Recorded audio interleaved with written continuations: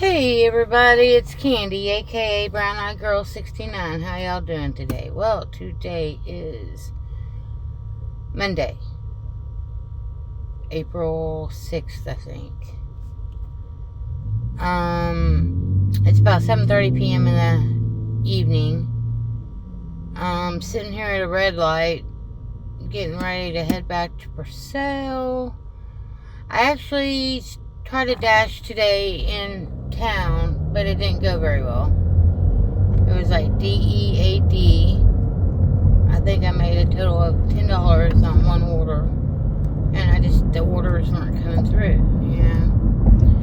So I thought, okay, well, I'll go up to Norman. I'll go by and get me a Dutch Bros and sit there in their lot, because they're kind of located in between two hot spots, two major hot areas. They're close to the downtown area, but then there's another area on the other side that can get hopping, which is the area I'm driving in now. Can get to hopping. And so I was sitting in between. I got two offers. The first one was a stacked order. And when you get a stacked order, basically that means one person out of the two people isn't tipping. When you get a stacked order where you have to pick up from one location and deliver to two different people, one of those people didn't tip. That's why they stacked it, to make it so you don't really, catch on. Now, if you get an order from, say, one person from two different locations, where they want you to pick up something from one location and then go to another location and pick up something else before you deliver it to them, those ones are cool. I don't mind doing those ones, because those ones usually turn out to be pretty good pays, and you're only having to deliver to one person, so you're getting the tip and everything. But I don't like picking up from one location and delivering to more than one person at a time. So I got one of them that came through. I declined it. Then I had another one that came through, which was it wanted me to pick up from some tea shop or something. And the place for me to pick up was just down the road. But then to deliver it, it was all the way down and around this highway, which I'm getting ready to pass now, into an apartment complex. And I don't like doing apartment complexes, especially if I don't know the apartment complex. And two, all the apartment complexes here in Oklahoma, unless you're up in Oklahoma City somewhere in a fancy schmancy place, there's stairs. There's not elevators. So if, for instance, somebody orders that, I have to deliver it on the second or third floor, well, it's going to take me a minute to get up those flights of stairs, because I don't have very good legs. My knees are shot. My ankles are shot. So yeah. I got that order and I declined it. Sat there for probably another 6, 7, 8 minutes. Almost in time for it to refresh.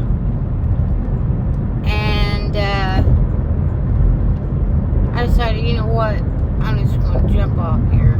So I jumped off, and then I sat there and I looked at Uber Eats. Well, Uber Eats has a couple of offers at flat rate. Well, flat rate is where they offer you a flat rate. So I think it's $15.25 an hour. It's a 3-hour block of time, and you'll keep that flat rate hourly rate as long as you don't reject 2 offers or something like that. I've never done Uber Eats, so I thought, you know what, I might as well try it. So that's for tomorrow night, 8 p.m. to 11 p.m. So if that's 3 hours, and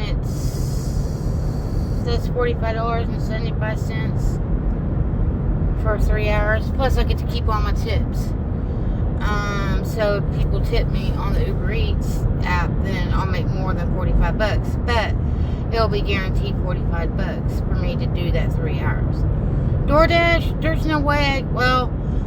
I could make $45 or more in 3 hours, but DoorDash is just so wonky lately that you really have to know what days to dash. You have to really know what time slots to try to jump in. And you really have to pretty much go instinctually. Uber Eats, I was noticing on their app, though, that they give you, like, trends and insights, kind of like the YouTube studio does with their videos. Uber Eats does that graph type thing to show you the busy hours, to show you the hot spots and stuff like that, and it's pretty cool. It's like, in a way, it's like you kind of feel like Uber Eats wants you to succeed a little bit, you know? DoorDash doesn't really give me that feeling that they want me to succeed, but they want to succeed at keeping and making their money. So of course they're just gonna, send crappy ass offers to their drivers in hopes that their drivers don't catch on. But see, here's the thing. I like to read, I like to research, I like to listen to other people's stories and experiences. So when I first started door dashing in the beginning of January, I wanted to get some insight on things, so I looked up some DoorDash videos on YouTube and started following a couple people. Started listening and researching and from people that are veterans in the side gig industry. And I also watch people that actually go live. There's a couple of people. I've got one guy I watch that is up in Portland, Oregon, and then I have another guy that I watch that's on the completely opposite end of America, on the East Coast, in the Raleigh, North Carolina area.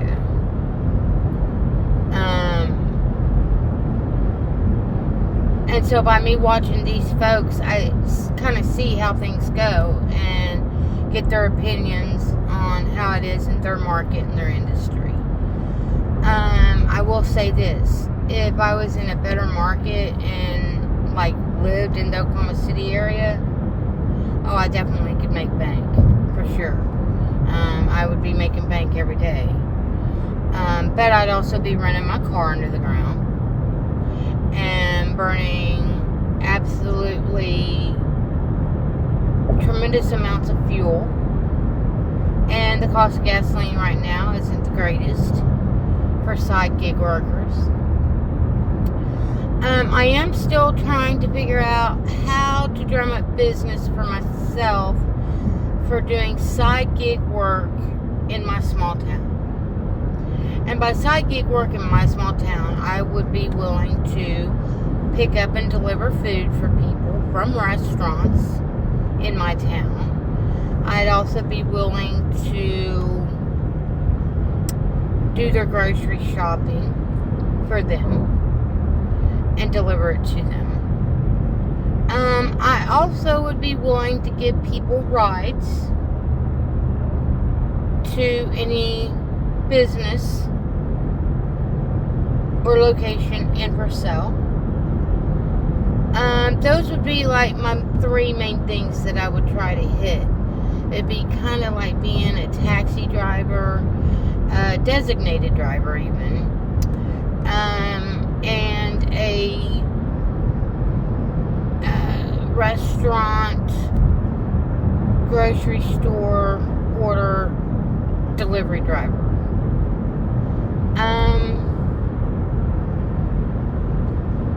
But yeah, and I want to try to get customers that are going to be regular customers. People that normally order through DoorDash on a regular basis, but don't want to pay the high-end tax, DoorDash fees, delivery fees, blah, blah. I know they pay an arm and a leg. I see the receipts just for the food. I don't see, like, their total DoorDash order. And some of these orders for the price of the food they're paying is, like, pretty tremendous. I've seen an order just for a couple of pizzas be like $32, $35. And then I've seen some barbecue that I picked up for, you know, $70, $80. But yet I don't hardly see anything out of that. It's those restaurants that I would want to hit on specific days out of the week or whatever. But yeah, I'm just trying to figure out how to do it. I'm just trying to figure out how. I guess I need to try to make up some kind of flyer. The only problem is the fact that my schedule changes weekly with my regular grocery store job. So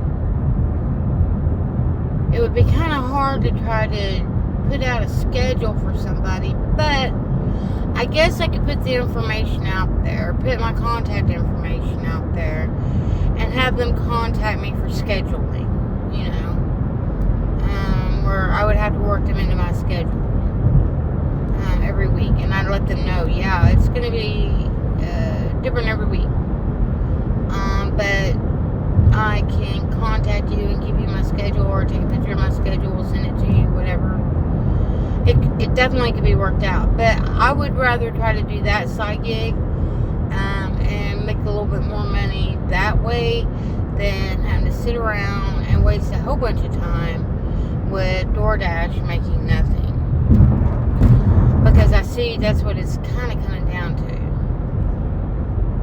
As you could sit in my small town for an hour and not even get one offer. Yet you're looking on the map and it's telling you that you're going to get an offer every 3 to 10 minutes. And you watch your map refresh 2 or 3 times. And then by that time I'm just like so over it. So I just like in now, in dash. It just gets very frustrating. And it's not like I wanted to come on here and talk about the frustrations and the accomplishments with DoorDash. It wasn't going to be, that wasn't my end-all be-all point. But I just figured I would talk about it since I started talking about it. And I just figured I'd give y'all the information that I just gave y'all.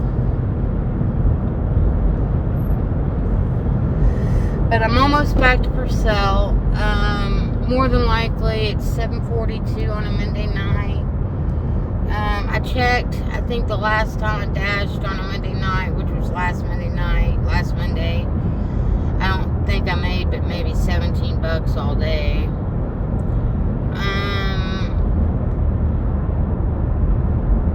I've only dashed on a Monday a couple of times. I think it was last Monday was the first time I tried to dash on a Monday.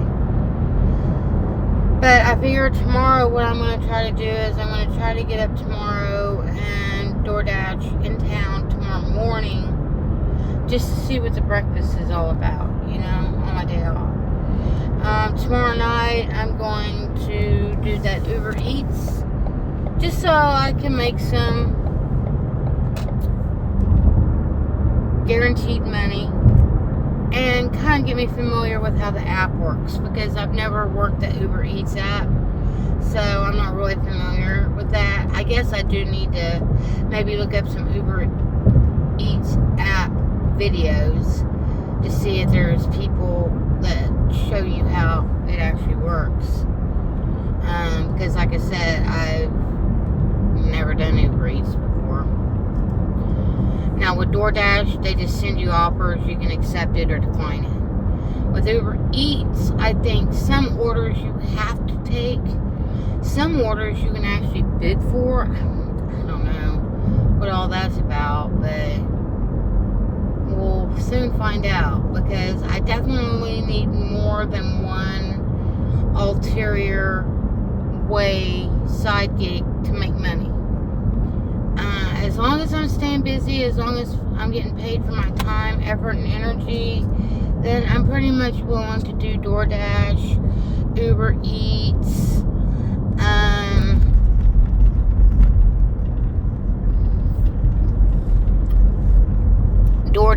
Uber Eats. I'm still in line waiting for Grubhub, but I guess their market is pretty much, overtaken here in this area. They got plenty of drivers, so I don't think I'll be getting on Grubhub anytime soon. And then if I can get my own side gig going on here in Purcell, Who's this cat walking down the road? Some blonde-haired kid walking into Mazio's. I'm rolling through town here. If you hear me going, so our roads are bumpy here in this part of town when you first come in. It's because of all the trucks, the large trucks that come in here off the highway. Mess with our roads, And I don't even know the last time they did anything. Well, Scooby-Doobies. Alright, well, I guess I'm just going to hop off here, see if I can jump on Dash, see what happens, and we'll check you later. Peace, love, hugs, and nugs. Smoke it if you got it. Bye for now.